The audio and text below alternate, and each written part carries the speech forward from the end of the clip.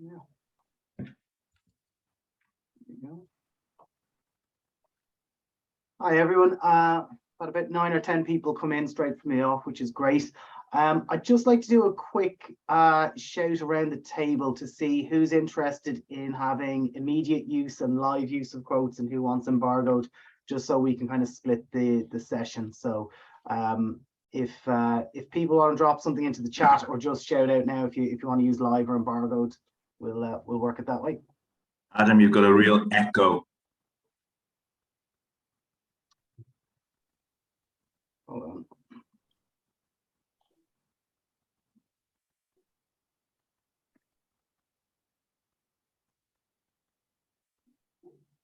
You're logged in twice. Now, guys, can everyone hear me okay now? It's a bit better.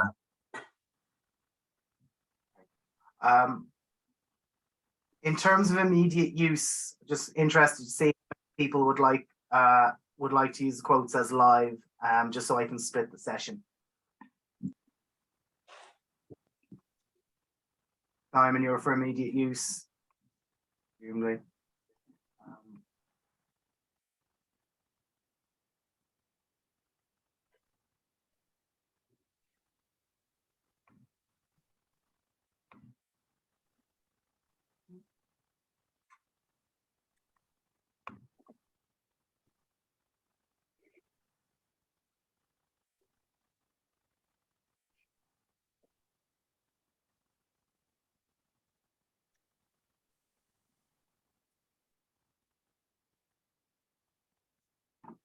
Aoife, your share screen is up. Or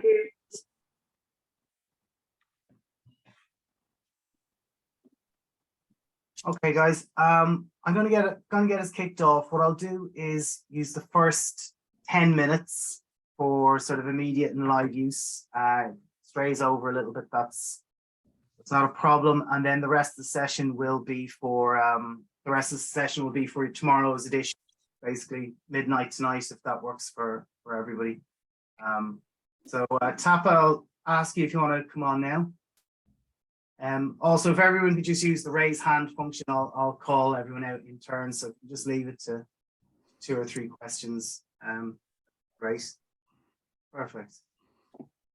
And so Tappe, just I know you have some congratulations you'd like to pass on just before we start with all the questions. Yeah, good morning, everyone, and thank you for your time and effort. Really appreciate that. And to start off, I would like to share with you that we've got 4 URC match officials at the Rugby World Cup in New Zealand. Congratulations to our 3 girls, Holly, Joy, and Amy Barretron from South Africa, and Ben Whitehouse as a TMO, doing a good job for us and representing the URC, the unions first and then URC as well, at the Rugby World Cup, and we wish them all of the best and congratulations of their selection and inclusion into that elite group of match officials looking after the Rugby World Cup in New Zealand. Tappe, I don't know if this is me, but there's a big echo with you at my end. Oh, goodness. Simon, I think that could be on your side because I'm not getting an echo on Tappe, so I just wonder is that a common problem for everyone? Is there an echo? I think Simon, I can see that you're twice. logged in twice. So I think you're getting the voice twice. You're actually logged in twice. Your name is showing. Perhaps log out of one and then into a singular. Yeah, I think that's better now, showing. Sorry about that, Tappe. Okay. Fire away. No issues, Simon. Just congratulations our URC match officials at Rugby World Cup in New Zealand, which is our 3 girls, which is Holly, Joy, and Amy. And Ben Whitehouse as a TMO at the Rugby World Cup in New Zealand, representing the unions, of course, and then also representatives from URC, of which we are very proud. Congratulations to them. That's a elite group of match officials, and wishing them all of the best in their performances, and hope everything goes well. And they are good ambassadors for URC. So just wanted to start off with that and remind everyone that that's also happening in the world. Cheers. Thank you, Tappe. Tappe, can I just ask you to start off the conversation just with some news for everybody here? So just related to the independent referee selection panel that's come about, the referee and TMO appointments in terms of the pairing there and the appointment of a scrum analyst as well. Guys, I'll send along bullet points of just some of the news that Tappe's going to share with you as well. Over to you, Tappe. Yeah, thanks, Adam. Firstly, just to share with everyone that we've changed the structure a bit in how we review our match officials' performances. In the past, it was done by the 5 referee, high-performance referee managers from each union, and we reviewed the performances and reviewed and wrote assessments on the referees' performances. We have now switched to 4 independent selectors as a selectors panel who do those reviews with me as the chairman of that group, looking at the 8 games per weekend and assessing their performances. We've aligned that to what the model is that World Rugby is using to assess the international performances through a group of independent selectors who review that. The idea is to bring a fresh pair of eyes and fresh thinking into the mold, and I can share with you they all four of them is recently retired international referees. If you're interested in the names, I can share that. But it just brings a fresh look to what our team is doing. And the aim of that is then to get to a elite panel selected on merit and not necessarily on the representation from each union in our group of match officials. That will be the longer term 3 to 5 year goal, that we will arrive to a group of elite match officials selected on absolute performance and merit for our competition, to bring some credibility to the match officials that we appoint. If there's some questions around that, I will take some questions now. If there's, or I can move on to the second point, what Adam has said, but I think there's an opportunity if there's some questions around the 4 independent selectors.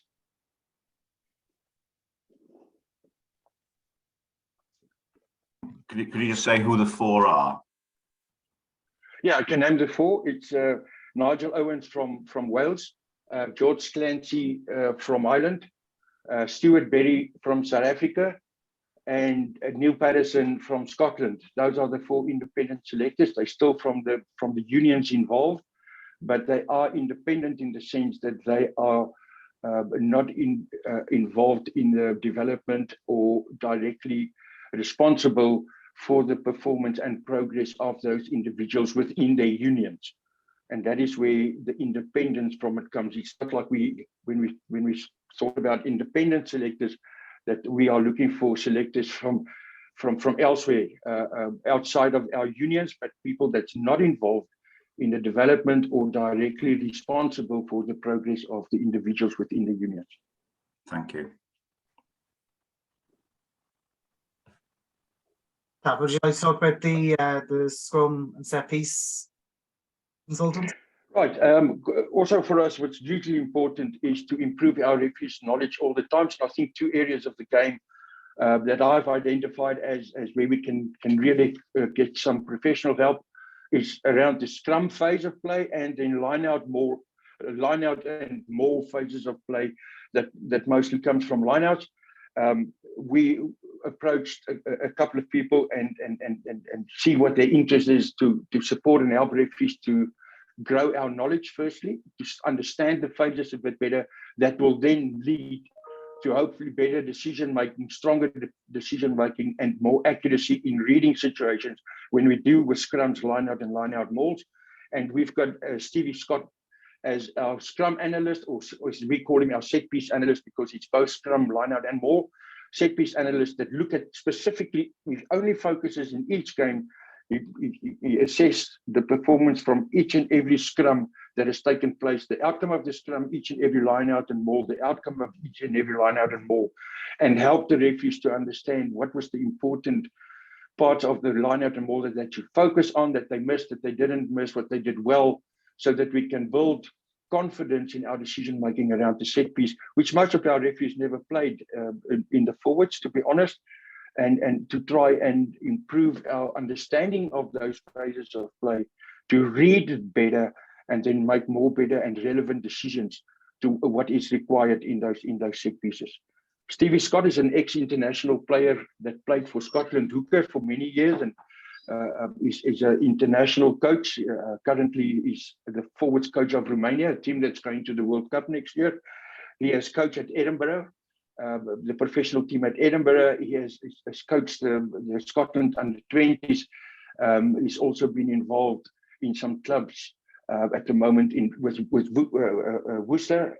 And well, it's sad what's happening down there. But anyway, a coach with lots of experience, 17 years of experience of coaching forwards, coaching forward packs, coaching with teams, vastly experienced, and really keen to help and support referees, understands the law and understands what the law and the implementation of law or the interpretation of law and the application of law means for referees, but then to find a good balance. His role will also be to engage with the forward coaches of the clubs to discuss matters that they raise and that they are uncomfortable with, and then be our link so that we develop a better understanding between referees and clubs about the expectation of clubs at set piece and the part that referees play in those expectations, and have a better understanding from both ends about how we deal with a set piece over 80 minutes in each and every game. The main aim for that is consistency from match official side, but also a better understanding and engagement with club forward coaches to understand what our responsibilities are on both ends of that part of the game. Happy to take some questions around that.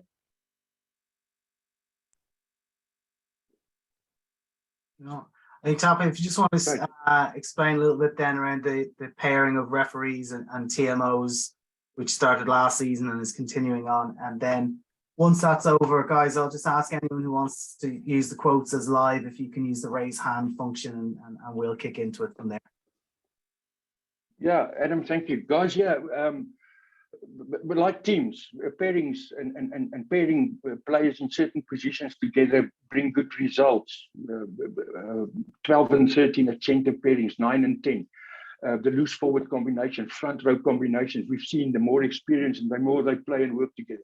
It's the same for us in our refereeing environment, and specifically with the two main decision makers in the game, which is the referee on field first and then the TMO. And our aim is to appoint those in pairings that the more they work together, the more effective they become, the better understanding there is between them, the less time it will take to find what we call our money shot to make decisions when it goes to the TMO, so that the TMO can also make live calls without stopping the game and without calling for timeout and official referral, give information to the referee that the referee trusts for a neck roll, for something that's only a penalty and doesn't need to be referred, to build that confidence between those two individuals.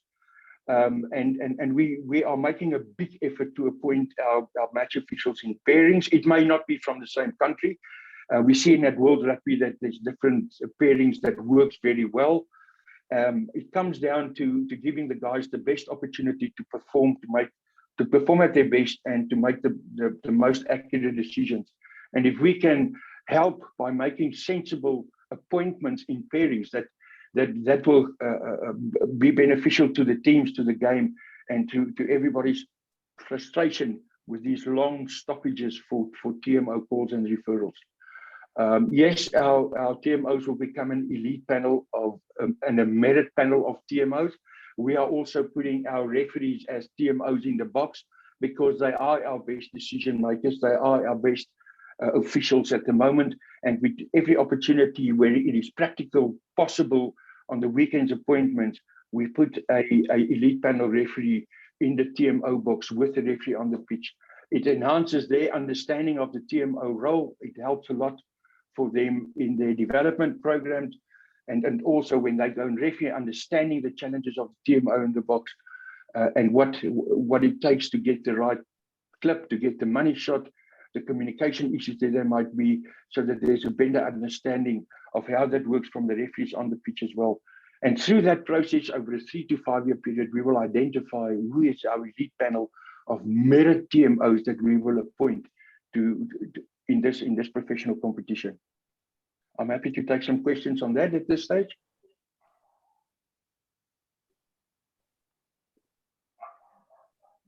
Right.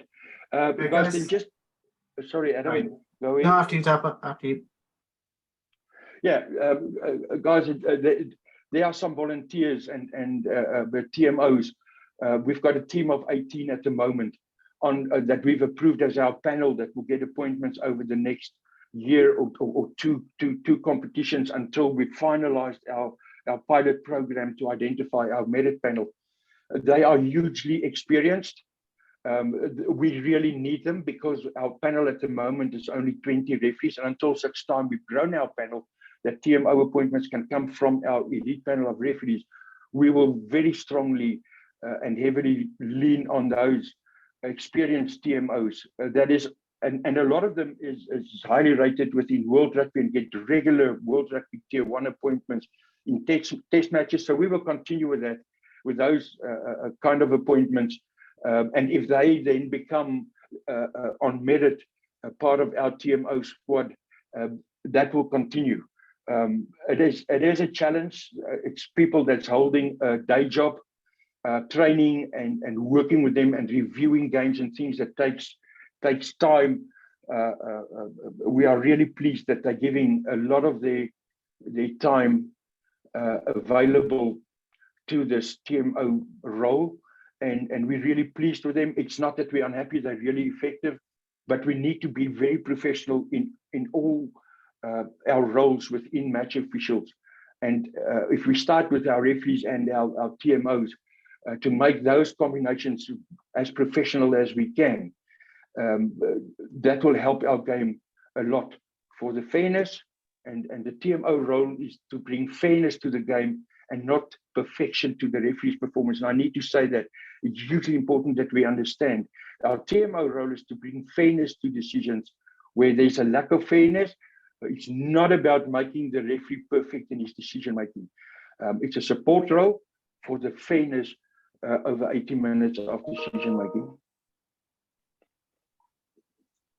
That's great. Thanks, Tappe. Okay, guys, anybody who wants to report for live use of quotes, feel free to ask Tappe a question.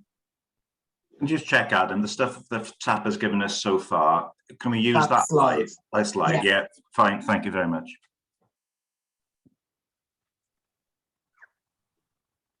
Okay. I might take silence as everyone is happy then to work to an embargo for tomorrow's editions. Do you mean for the remainder of the stuff now? For the remainder, yeah, unless anybody has any questions for live. That's fine by me.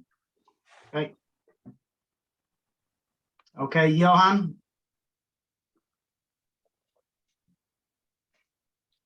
Johan, would you like to ask a question?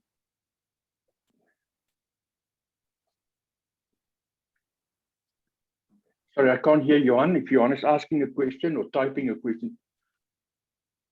Okay. Simon? Over to you. Is that me or Simon Lewis? Me, is Simon it? Thomas, sorry. Simon. Yeah, sorry, that's no problem. Hiya, Tappe, nice to speak to you again. Thanks for doing this. Can I just ask you what your assessment has been of the first two rounds of the United Rugby Championship? You know, people have obviously had their views on the rugby perspective, but from your area, the officiating, is it fair to ask for you to give a mark out of 10 for your officials so far? Yeah, we would like to believe that we mark right about 7.5 to 8 where we want to be. If 10 out of 10 is what we expect from our referees to deliver, we're probably on a 7.5 to 8. I'm pleased to say that there's no real train smashes or big decisions that has influenced games or the outcome of games in a big way or manner that can cause an upset. That's after the first two rounds.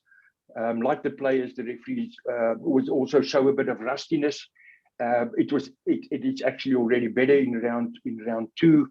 It is like players, you need to get game fit in your brain and in your observations and stuff, like players get game fitness in contact and things. So yeah, we're actually quite pleased where we are after round one. Understandably, the guys will be rusty into the professional game. Understandably, there will be errors and mistakes, but nothing major in the first two rounds to be upset about or concerned about. A couple of things Thanks, that were Simon. raised with, sorry, there's a couple of things that were raised with me, follow up from the weekend actually. One was the stoppages in the game, Tappe, with kind of water carriers coming on. I think it was the Lions Ospreys game at the weekend in Swansea. It seemed there was a lot of occasions. It wasn't a particularly hot day, and it did seem to be a lot of occasions when water carriers. What's your kind of view on that? Because obviously that does kind of affect this kind of flow of the game. Yeah, Simon, there's clear directive from World Rugby, and it's law now, that there will be 2 water breaks in every half, and that's the only time when water carriers can get onto the field. When a physiotherapist or a team doctor treats a player, they're allowed to take water to that player on the field. During the game, players can go to behind the dead ball line, where teams can leave some water bottles for them to take some water, or players can at any time come to the technical area where the water carriers are on the touchline to get some water, as many times as they would like. But the 2 official stoppages is the only time when water carriers can get onto the pitch to take water onto the pitch. Those stoppages are around 15 minutes and 30 minutes in each half, as close to that as possible, preferably after point has been scored. And if that opportunity is not there at 15 minutes, at a sensible time, when play is basically in the neutral area of the game, and then just for 1 minute for the players to take some water and then continue with a scrum or line out or whatever the phases that should take place when play restarts. Yes, it is new to the teams. Yes, it is new to the water carriers. Yes, it is new to the technical zone. We've had some growing pains in week 1. It's much less in week 2, I'm pleased to say. It will improve. Hopefully by week 4 or 5, everybody is slotted into these changes and it will run quite smoothly, Simon. Thanks. Lastly for me, concussion, brain damage, head injuries, however you want to refer to it, as a bigger issue as it's ever been with litigation pending. One thing that I've noticed, this not so much just the URC, but generally, is the whole issue about mitigation. Mitigation seems to become the key word people refer to when it comes to deciding whether it's a red or a yellow. There was one incident at the weekend in the Glasgow Cardiff game. I think Tom Jordan at Glasgow 10 was yellow carded. I think it was a shoulder to the head of Josh Adams. It was one of those which you were waiting to see how it was going. I think it was mitigated down to a yellow. What's your view, Tappe, about this whole issue of what referee, how hard line should referees in the URC be when it comes to shoulder or any kind of head contact? Yeah, Simon, a good example of what happened on Friday night. Also, to answer directly, there's some good directives from World Rugby about the head contact process and the process that referees need to follow. Firstly, to determine was there head or neck contact. Secondly, to determine was it foul play. Thirdly, to determine whether there was mitigation. And then on the fourth point is then appropriate decision for that in that process.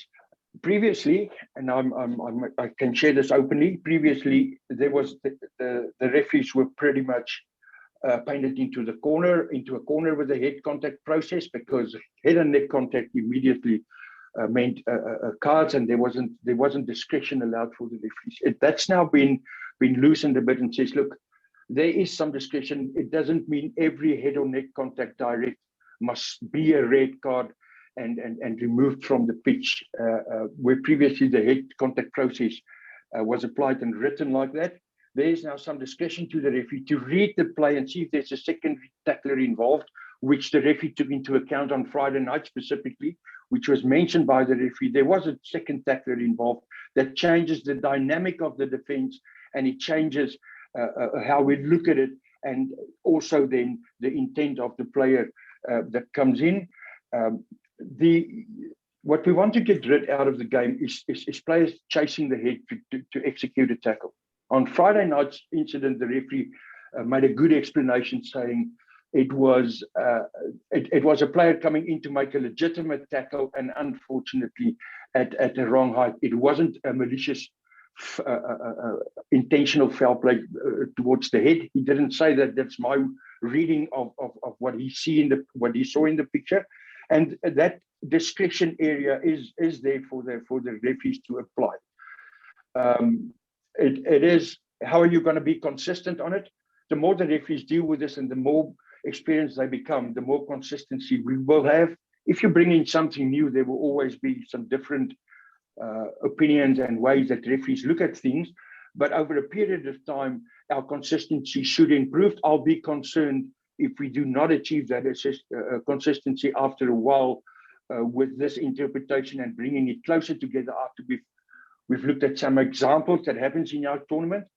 From us as a tournament, the safety of players is paramount. We cannot, it's non-negotiable. And any act that is seen as deliberate, reckless, or intent will be dealt with in the harshest way. We will show a good understanding in URC for the dynamics of situations, and we will apply appropriate mitigation when that is visible in the dynamics of the incident. We also understand what is a rugby incident. I think there was also, if I can use this example as well, in the Lions versus Ospreys game, very early on in the game, the head contact between Alwyn Jones and the Lions number 9, what's the difference between that and what happened to Bandeaki? Well, Alwyn Jones was involved. He was right in it, and he was driving through. He didn't come from a distance. He didn't identify a target and recklessly go into the target and didn't care about making contact with the head. Where Alwyn Jones was, where he was in that situation, there was no opportunity to identify a target or to avoid that target. It was a clash of heads, but it was still dangerous play, and it was accordingly penalized. Simon, I hope that gives you a good understanding, and everybody a good understanding how we deal with it, how important it is to us, but how we do have different levels of head contact, and not under a blanket, all head contact starts at red, and we need to make a decision around that. That's very helpful. Just to double check, when you were giving your analysis of the Friday night incident, you meant the Josh Adams one, that just to double check that. Yeah, the number 10 of Glasgow who was involved in that incident. Yeah, there was a second defender involved, which the referee took into consideration, and then also the dynamics of that situation that changed with a first defender or a second defender in that situation. Much appreciated. Thanks for your time, Tappe. Thanks, Simon. Thanks, Simon. Rory O'Connor. Thanks, Adam. Hi, Tappe. Nice to speak to you. Hi, Rory. You just mentioned it there, and I know you don't want to relitigate every incident that happened at the weekend, but there was a lot of talk here in Ireland about the way Bandeaki reacted to being sent off and walking with the referee and then haranguing the assistant referee afterwards. Maybe in a broader sense, do you fear that that's sort of the scent, that those sort of scenes may seep into the game? Is it something that needs to be dealt with now, and the players need to kind of remind themselves of the kind of respect and things that things that underpin the kind of accord between players and referees in the game? Yeah, Rory, thank you so much. It's a very fair question, and thanks for putting that into this discussion. And firstly, I need to say that we as referees understand that players believe they are correct in their execution and what they wanted to do, and players understand that if the referee deems that there's something wrong, it's got a huge impact on their team, and they would like to defend, and they are emotional, they're charged up, they're emotional, and in those situations, we don't want the referee to overact. If it exceeds the limits and it starts becoming directed at the match official of incompetence, or directly aiming at the ability of the referee and the decision making of that, we would expect referees to then draw the line and say, look, Bundy, we've had enough. I know you're disappointed, just leave the field. I think that Gianluca very smartly said, I explained to your captain, please, and he then asked the captain to deal with the player just to diffuse the situation. Rory, if it gets worse than that, the referees will definitely act, and I'm pretty sure that in the process of the disciplinary, I've seen a lot of times where the disciplinary makes mention of the player accepting the decision of the match officials on the day, and in this case, I'm pretty sure that the disciplinary will probably give its attention to that. I don't want to say to disciplinary what they should do, but I've seen in previous instances where that was addressed, and that comes into consideration when they decide what the sanction is for the infringement. And players know that if poor behavior towards the match officials when such a big decision is being made, can lead to them, lead to a different sanction in terms of weeks in that. So that's where we would like to leave it.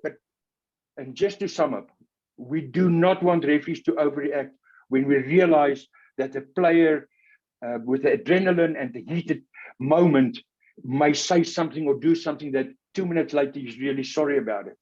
And I'm pretty sure Bundy, when he was back in his seat, was probably the same sort of, ooh, you know what, actually I am in trouble here. But at that moment, he would defend it with his life because he's part of a team. And he realizes that he's probably letting his team down and try to defend it a bit. If we see in our URC competition, it is becoming a problem, we will definitely address, and we will send out a message to the clubs first that our match officials will not tolerate that, and it's a club problem and a club behavior or a player behavior problem in the club that the coach can deal with. And if that does not change, if it then comes onto the field again, we as match official will deal with it in the harshest way. And that will be our process, Rory, if we believe in URC, it is becoming a problem. Thank you. We live in an era where every controversial decision is clipped up on Twitter within seconds, and referees, some of them are on social media, they get abused directly, they hear about it, their families hear about it. Do you have put in any supports, or have you to be conscious of the just extra scrutiny and extra conversations that are happening around your referees and how it might affect them on a weekly basis? Yeah, Rory, we realize that's happening. What used to be in the past, before we had Twitter and Facebook and Instagram and all these media forums, it was the referee decisions was talked about and criticized as well, but that was in the bar and that's where it stayed. But because of media now, it goes across the world within minutes. Those opinions that usually was expressed around a beer in a bar and talked about and discussed, and then everybody leave it, and then it stays in that bar or on the counter or around that table. It now goes onto social media, and that's how we as match officials look at it. It's the bar talk that has now become media, and it's social media, and we can't give it any attention. And sometimes for me personally, I say it's like graffiti on a toilet wall. It means nothing. But that is what it is, and that's how we look at it. It is hugely important for our match officials to stay focused on who is giving them the right information and who is talking to them about their performance, and not go on social media to understand what their performance or their decision was. So, Rory, I hope that answers your question. Thank you. So, Tappe, I'll just add to that as well. I think that all of our match officials as well would have access to supports through their home unions who they're contracted through as well. So oh yes, if there's any need of a match official of excessive abuse on Twitter or something, we will then support that referee with everything we have, and also through his union, of which our referees are employees. They employees of Scottish rugby, South African rugby, Irish rugby. Those unions will support them as well, if and when required, when there is excessive comments and criticism about performance or decisions. Thank you. Thanks, Adam. Thanks, guys. Simon Lewis, hand up. Thanks, Adam. Hi, Tappe. Hi, Simon. Just wanted to go back to talking about the Bundy incident and the Josh Adams. We're still seeing a lot of head contact, and I just wondered, it seems to be as much as we ever did since the kind of the clampdown, if you like, came in. Is there statistical evidence to suggest otherwise, that behaviours are beginning to change? Simon, I do not have those statistical evidence at hand at the moment to share with you, but if you will allow me, I can, in a day or so, I can pass that on to you if you're interested in that. There's evidence from World Rugby's end of things that there's an improvement. The success of that of the process does not only lie in referee decisions and the decisions on the day, but it also lies within the culture of the clubs and what the clubs stand for. And respecting of opponents and the integrity of the game and also the fairness in the game and stuff. So it is a combination of things that will change that. It does not only lie with referee decisions. It is also to clubs to understand and enforce and develop techniques that is better to try and avoid head contact through coaching, through seminars. We've seen that in recent times where a player has been involved in some foul play around defence. There was recommendations from the disciplinary, if this player attend a course for safety of tackles and stuff, the sanction always, or not always, the sanction is adjusted accordingly. So it's a big effort from everyone to eradicate this from the game.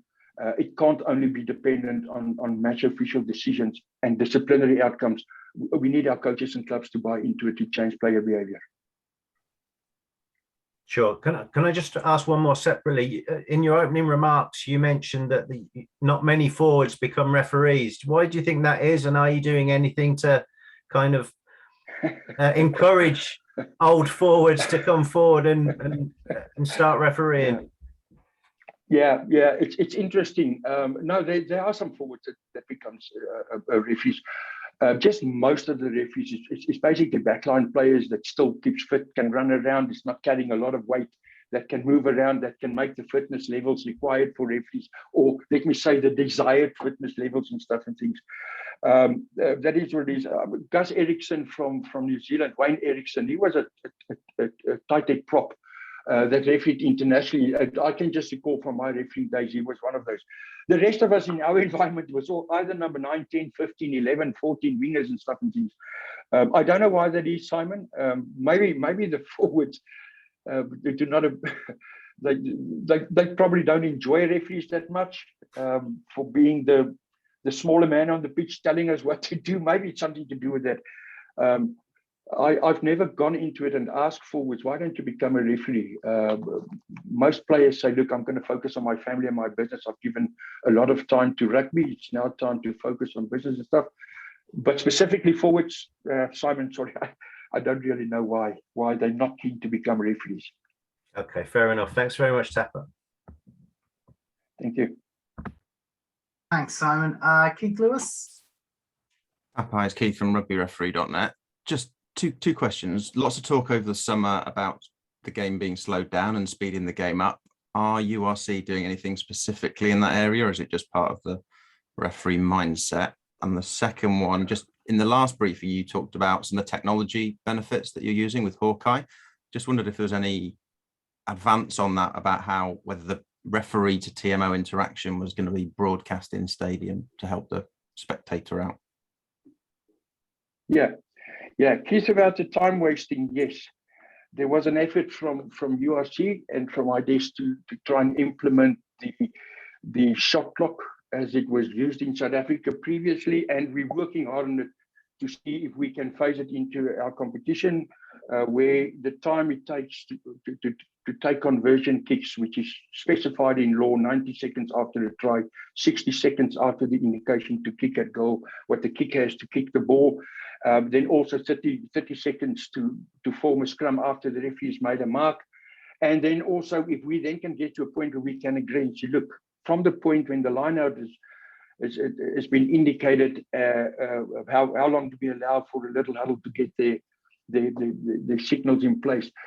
We did investigate, and if we cannot do it in all stadiums on the screen, for visible to the kicker, visible to the referee to monitor it accurately and properly, and we depend on our broadcasters for that facility, and probably for this year we were probably not doing it timely, because there's a lot of commercial issues around what appears on the big screens and things in the stadiums as well. We weren't successful, but we are really working hard on it for the longer term to see if we can implement it in our competition, and I think there's a big outcry for it. So that's what we're doing. Firstly, we weren't successful this year, but hopefully into our competition for next year. And then secondly, there's a big emphasis by referees to identify and manage the process over 80 minutes, and not only manage one individual incident, but manage the time processes from minute 1 to minute 18. So you do not find yourself in a difficult situation towards the end of the game for something that wasn't managed properly. Our referees are very aware of it. We've seen an incident in another competition where it had huge influence on how that game developed towards the end. So our referees are pretty much aware to put pressure on players to get on with the game through over 80 minutes, and not only when it becomes hugely sensitive towards the latter part of the game. If that answers that question about time, Keith, I'm happy to move on to the next. If you can just say if you are comfortable with that answer. Yeah, that's great. Thanks, Tappe. The second part of your question was about Hawkeye that you mentioned. Yes, there's continuous trials being run with Hawkeye to bring Hawkeye into our system of television match official role and processes, which will help us a hell of a lot to get quicker and faster to the best angle, or let's call it footage, to show the infringement for the referee to make an accurate decision with most of the facts visible on screen. Trials has been held last year, and some very successful ones, I must say, and we continue with those trials, and it will be phased in. It's not going to happen at one stage. It's going to start to be phased in as we move along with the trials. The second part to that, making TMO decisions understandable. We've had a trial in round 1 at Ellis Park where the Bulls played the Lions, where the discussion between the referee and the TMO was put on the public address system while the replays are being showed on the big screen and reviewed by the referee. The communication between the referee and TMO was on the public address system, so the crowd in stadium could follow the process and not only follow the pictures, but have could hear the process that the referees was following for the TMO decisions. In that game, there was only one TMO referral, unfortunately, but we're going to continue that trial with South Africa, local derbies with South African match officials. SuperSport is undertaken to give us some good feedback about the process. There's a little bit of technical issues with reverberation coming through the referee's mic again from the public address system, but SuperSport and South African Rugby is working closely together to come up with something that we can say this is available to us in the competition moving forward to inform people in the stadium about the decision. People on TV can follow it. They can hear what the referee is saying. The broadcasters can put the voice forward when that discussion takes place, and put the commentators in the background. So that's easy to follow for the broadcasters and people watching on TV. It's also now trialed and expanded into in stadium to make it easier to follow that decision-making process. Does that answer your question, Keith? Yeah, it's helpful, Tappe. Is the reason it's not happening outside of South Africa, is it just a technology problem, or is there something No, else? it's not a technology. It's not a technology problem. I'm pretty sure that if we approach the broadcasters up north, that they will be capable and able, and also the public address systems. What we're doing is let's run it as a trial and see what value it has, firstly, and secondly, make sure that we can apply that in all stadiums before we make it available to everyone. It needs to be controlled at this stage. If anybody comes with an application and say, look, we want to trial it in this game, yes, we can and we will consider it. The most important thing about it, Keith, is that the referees will also need some training to understand that they are not making an announcement to 30,000 people, just as an example, but it's just a conversation that goes public. It is very unusual for referees to hear themselves in a public address system when they talk to somebody to get a decision and stay focused. When they finish talking, to still hear the last half of their sentence that they just said being repeated on the PSM. So there's a lot of things that needs to happen before we can get to the final thing and open it up to everyone. There's a lot of training involved with the match officials and things in how they talk and how they manage things, especially when they're listening to themselves. So it's not just, okay, yeah, it's open and it's fine to everyone. We would like to start with local teams. So if Ireland Rugby agrees it, we will do that with Irish teams playing, because at the moment there's no agreement between all the unions in URC that it can be applied. So I am a bit reluctant to put that forward when there's cross-border teams playing, Irish team playing a South African team with an Italian referee. We need to get all those unions to buy in, to understand what it is, and we need to set out the protocols around that as well, so that there's a clear understanding. It's growing, it's a trial, we're really keen to explore and implement. Thank you, Keith. Thanks, Keith. Anybody else for any questions for Tappe? Yeah, Alan Deegan here with Craigie Rugby. Just on the referees and the TMO being over the PA system, William Davis, who was supposed to be on the call but got called away today, just wanted to let you know that it worked really well down in Stellenbosch at the weekend, even though you did have an Italian referee with a South African team and an Irish team. He said it worked really well, and it was something he thought he would like to see brought right across the board. Yeah, Alan, thanks for that. We are really keen about it. If that helps people to understand and it also contributes to the enjoyment of the crowd, more than happy to do that, and pleased to hear that it did go down well in Stellenbosch. It is a trial, as we say at the moment, with some clear results that will be communicated to all, and then there's a protocol to get it approved by the SRC, who will make that decision whether it is appropriate in the tournament. And guys, just to clarify, the SRC is our Sports and Regulatory Committee. Sorry, I see. Sorry. Thanks, Adam. Sorry. Okay. Dave Finn.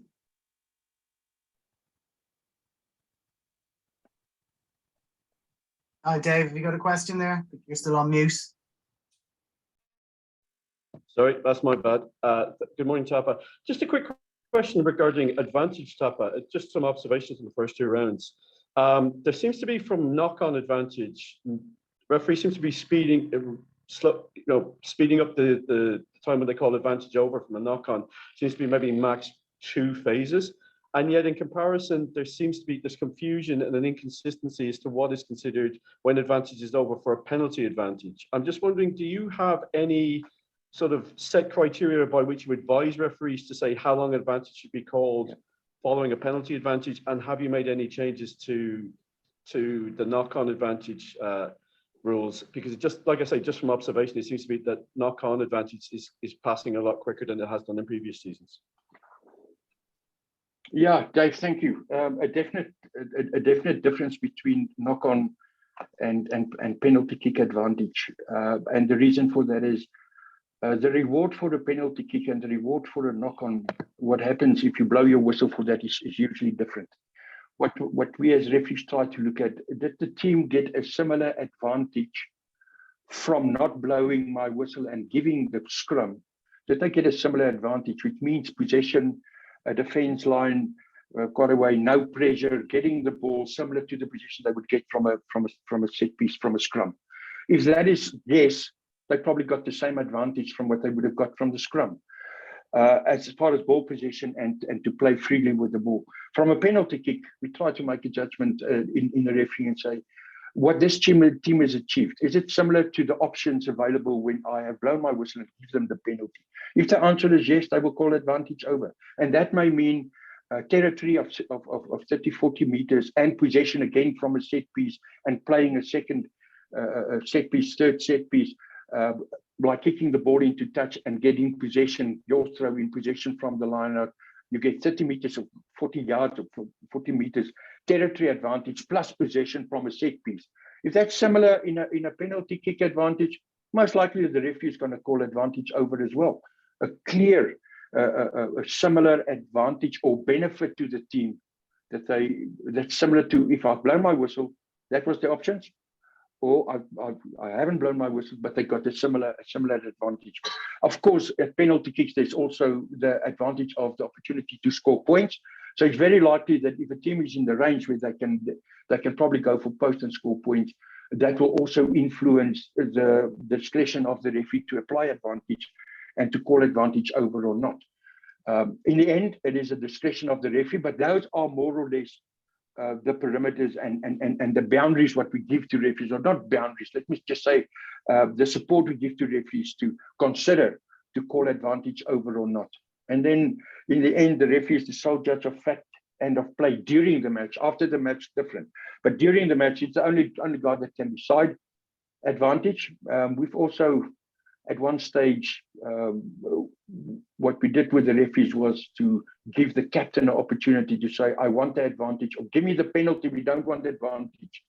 where the teams basically says to the referee, don't give us advantage, we want a penalty, or give us the scrum. We've got these guys in the scrum, we want to scrum them to pieces, don't give us the scrum. But that is not part of the decision making of the referee at the moment. But if a captain clearly says that to a referee, the referee will also make the decision quicker to the liking of that individual. And it's not that the captain is now deciding and making the decision for the referee. It is just to say, look, it's not beneficial to us. We don't want to run with the ball. We want the penalty for 3 points or line out or whatever they want to do. So there's no clear instruction to referee it differently this year.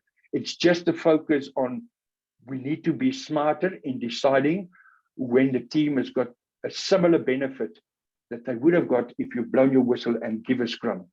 And we're telling the referees to make a smarter decision and apply a better judgment when that has happened. Okay, does that answer your question, Dave? That very much does answer the question, Tappe. And finally, just a brief one. This again, you may have touched on this before. Is there a process of when the trial laws come in? Is there a process by which individual referees or yourself as a grouping can make recommendations towards rugby whether you feel a trial law is working or not, or how does that mechanism work?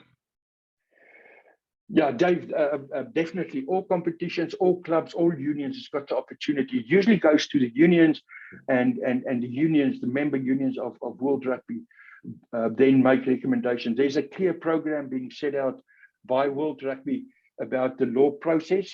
When it is a law trial, a closed law trial in a certain union, a global law trial, and before it becomes law, they give the opportunity for competitions, unions to have an input and have to table their comments around it, and then it goes to the law projects group who makes the decision. The recommendation then goes to the World Rugby Council, who then rubber stamps it. But there's definitely a process and input from clubs into the union into World Rugby, clubs into URC. My role as head of match officials also have the opportunity to ask for clarifications about law, to ask about interpretation of law, and then also the opportunity to make comments and give URC's stand on the implementation of laws and law changes. There is definitely a process that includes everyone. Okay, so just to clarify, that would mean that if an individual referee had an issue, they could come to you and then you would pass the concern. Definitely, yeah. That's perfect. Thank you, Tappe. Thank you. Thank you so much, Dave. I think Michael is down under the name Jack. So we only have a couple of minutes left. So over to you, Michael. Thank you very much. I appreciate it. Thanks, Adam. Thanks, Tappe. Good to chat to you. You mentioned greater clarity from the referee side of things in terms of confidence in decision making, so that people understand it. We've got the announcements in the stadium as well in South Africa, and you mentioned the role of social media and how these announcements or the debate that rages on social media with decisions. If you flip it, would you like to see from that fan side? Would you like to see a greater upskilling of understanding, or is there something you would like fans to get to grips with more in the sense of an understanding of the game, perhaps better? I don't know, in terms of that sense. Yeah, Michael, thank you. A good question, and I need to step carefully now. Our fans are not stupid. Our fans understand what they're looking at. Our fans has got a good understanding of the game and what they're reading it. They may not be technically as sound on the letter of the law, but that doesn't make our fans stupid and silly. Their questions are sometimes very valid. What they're saying to us is, look, we don't understand. We find it difficult to follow the decision making. Can you guys in some way simplify it? They're not asking us to teach them the law and the technique, and I don't think they want to know that. And it's part of their entertainment and support for their team, and we accept it as match officials to make comments and give their opinion about specific stuff. So Michael, yes, what we try to do, and broadcasters is actually brought into this, they now give the decision on screen. Most broadcasters give it every time. Now, they don't put on knock on or forward pass because it's obvious that you see that. But if it becomes a bit of a, then most broadcasters put it on screen, and most of our viewers will probably then in stadium as well. I've seen it at Murrayfield when it's played in a big stadium with a big screen, that the decision appears on the screen to inform the people watching the game about the decision and make it more understandable. When we get some comments from fans telling us we're struggling to follow the game and the decision making, we do not ignore that and say, oh, that's rubbish. We ask ourselves, is our decisions understandable? And if it's not understandable to our stakeholders, we need to do something about it. So it's a clear indication for us, Michael, to check ourselves. Does our decisions make sense? From a law perspective, probably yes. How do we deliver that? Does that make sense? It's probably not about the decision, but how do we deliver the decision? That needs to be understandable. And we coach, and a big focus on our referees, and part of the modern referee is to deliver your decision that people understand. They might still disagree, but they understand why you make that decision. And that to us is key, Michael, if that answers your question. That's perfect. Thank you very much. Thank you so much. Okay, guys, thank you to everyone. I think that's all the time we have today for Tappe. So Tappe, thank you for making space in your diary to speak to everybody. It's really appreciated.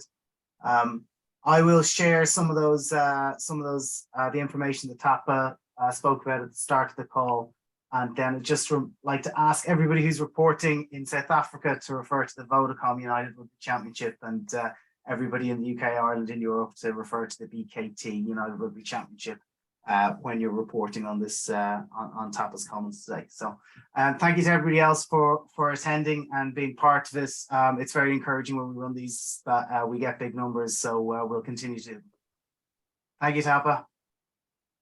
Thank you. Thank you, guys. Thank you so much. Cheers. Thank you, guys. Yes. Thank you.